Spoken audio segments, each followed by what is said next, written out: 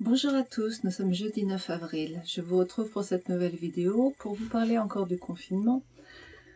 La semaine dernière, j'ai évoqué le confinement, les problèmes du confinement plus précisément, et en particulier l'aspect énergétique. Aujourd'hui, je voudrais vous parler de quelque chose de plus direct, c'est-à-dire les conflits que crée le confinement.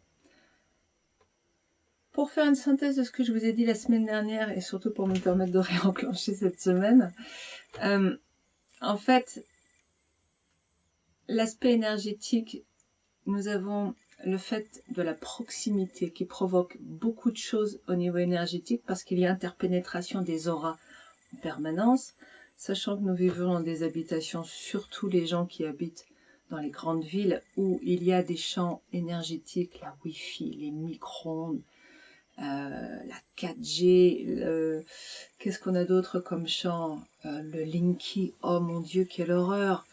L'eau qui commence aussi à émettre des ondes. Bref, nous sommes constamment sous interaction au niveau des ondes qui créent des perturbations dans notre champ. Se réancrer quand on est constamment envahi dans son espace énergétique, c'est tout simplement impossible. C'est pour ça qu'effectivement, aller se promener 1 heure, si possible dans la nature, loin en tout cas de ces ondes, ou le plus loin possible, en 1 heure et à 1 kilomètre, c'est assez fondamental en ce moment. Pour ceux qui, comme moi, ont la chance d'habiter à la campagne, c'est vrai que c'est tellement plus sain. Bon, bref. Les soucis du confinement dans le côté relationnel. Alors, et je sais de quoi je parle, puisque je vis confinée avec quelqu'un. Qu'est-ce qui se passe au niveau relationnel quand on est 24 heures sur 24 avec des gens? Il y a...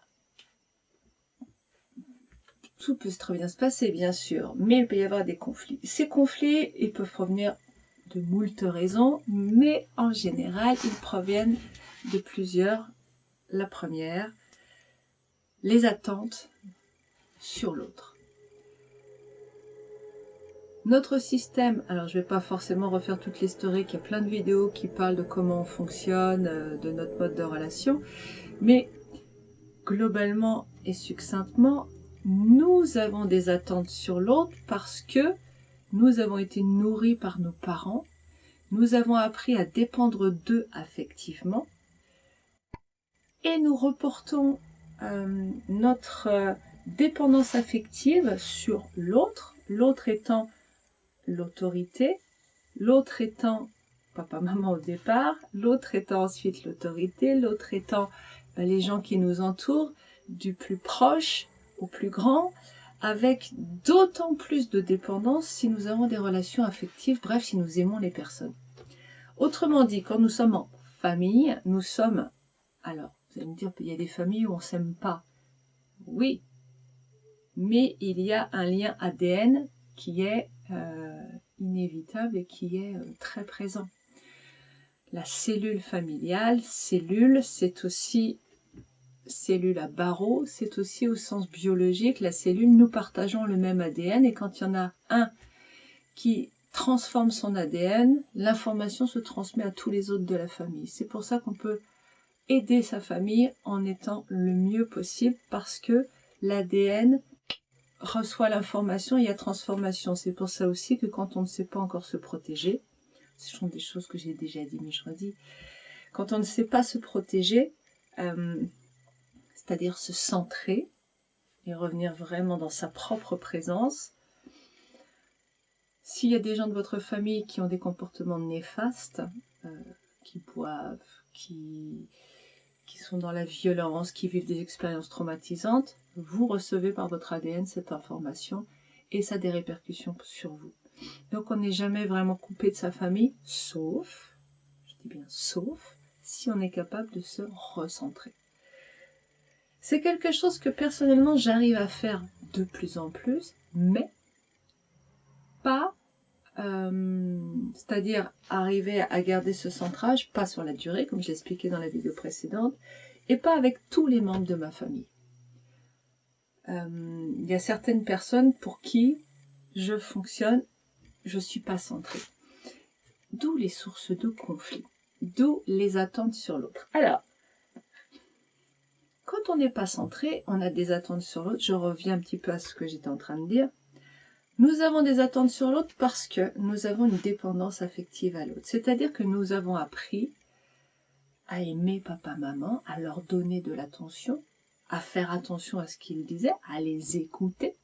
À partir du moment où nous portons notre attention sur l'autre, nous ne sommes plus centrés et nous sommes chez l'autre. Énergétiquement, ça crée une emprise et nous attendons que l'autre participe à notre bien-être. Je vais y arriver. Participe à notre bien-être. Ça veut dire quoi matériellement? Ça veut dire qu'on a besoin que l'autre fasse attention à nous. Pourquoi? Parce que quand j'ai appris qu'aimer c'était faire attention à l'autre, à ce que dit, à écouter papa, maman, eh ben j'attends forcément que l'autre fasse attention à moi. C'est-à-dire que la façon dont j'attends que l'amour vienne à moi, c'est par l'attention que me prodigue l'autre. On a tous, je vous l'ai expliqué au niveau des mécanismes d'acquisition de l'énergie, c'est-à-dire comment se faire aimer des autres. Nous avons tous des schémas plus ou moins forts, privilégiés par rapport à notre enfance.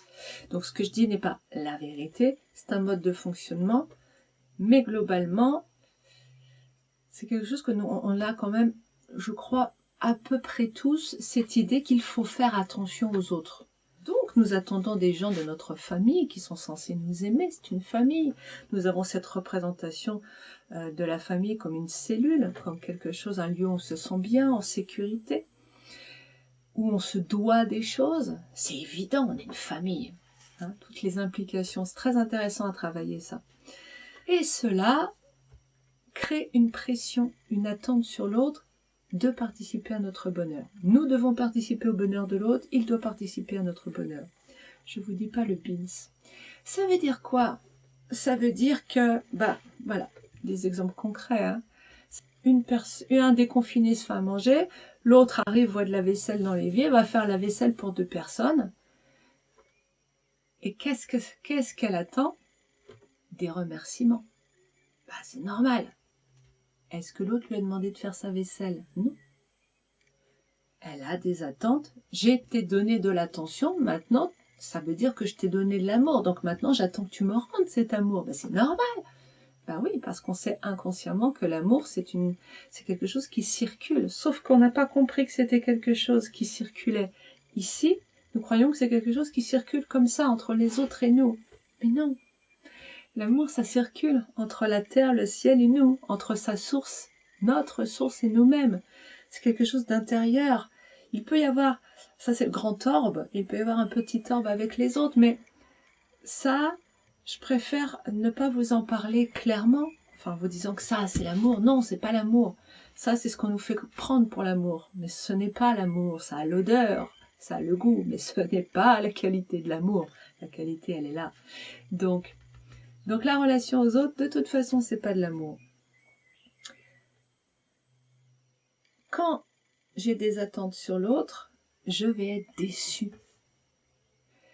Je commence à vivre de l'injustice. Je commence à avoir de la rancœur, de l'amertume. Oui, hier, j'ai fait 2 lessives, dont la tienne. Tu m'as même pas dit merci. Le problème n'est pas de faire quelque chose pour l'autre. Le problème est nos attentes sur l'autre. Que je fasse la lessive de l'autre, que je lui fasse sa vaisselle, que je lui fasse à manger, tout ça n'est pas un problème en réalité dans le faire. Ça me prend, un quart d'heure pour faire toute la vaisselle, ok. Et alors? Si je commence la vaisselle en me disant, bon, j'ai un quart d'heure de vaisselle à faire et que je le fais en présence et dans la joie, il n'y a pas de problème. Le problème, il vient du fait que mentalement, on veut quelque chose ensuite.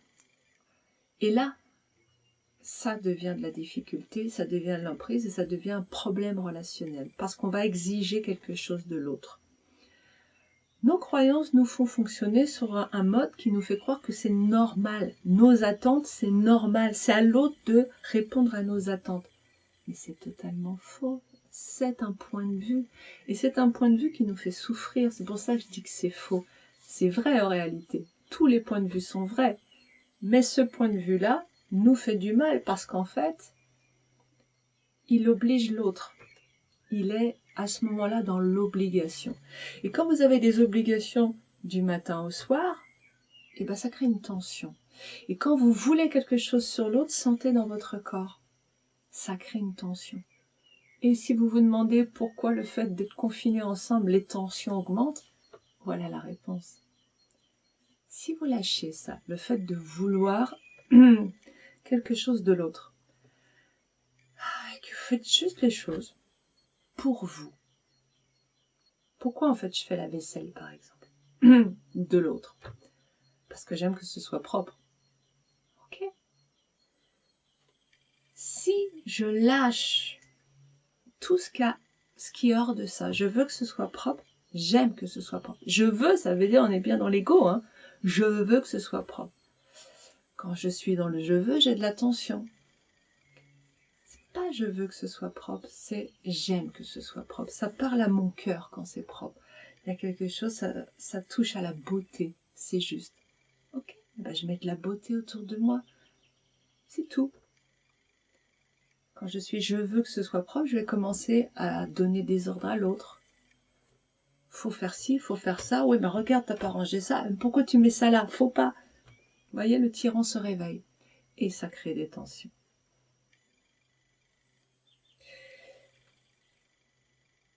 Est-ce que je vois autre chose à vous dire? Oui, 1000 choses. En fait, il n'y a pas que ça. Dans les tensions, évidemment, dans le fait d'être confinés ensemble. Mais en tout cas, pour aujourd'hui, pour faire un petit peu plus court pour une fois, je pense que je vais m'arrêter là. Et puis, je vais enchaîner tout de suite une deuxième vidéo que je vous passerai la semaine prochaine sur le fait comment ne pas prendre les choses personnellement en période de confinement, c'est-à-dire dans la relation. Voilà. Je vous souhaite une belle semaine. À bientôt. Au revoir.